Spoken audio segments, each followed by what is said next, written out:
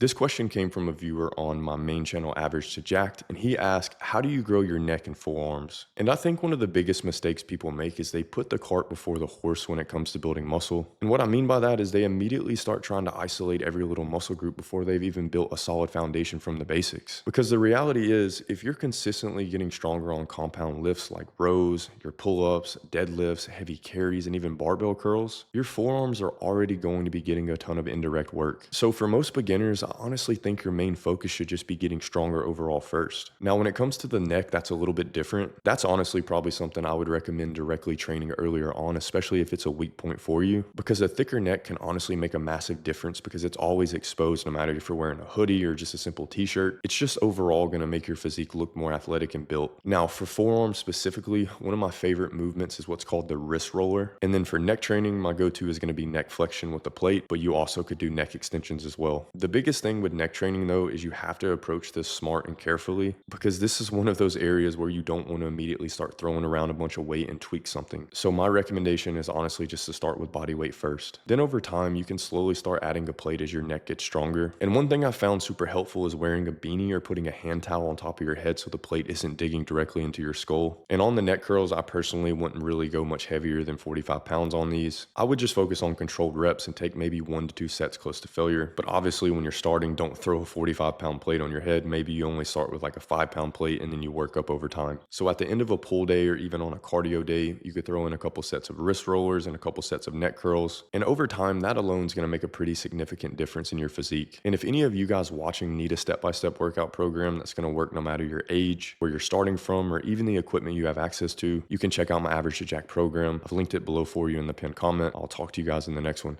Peace.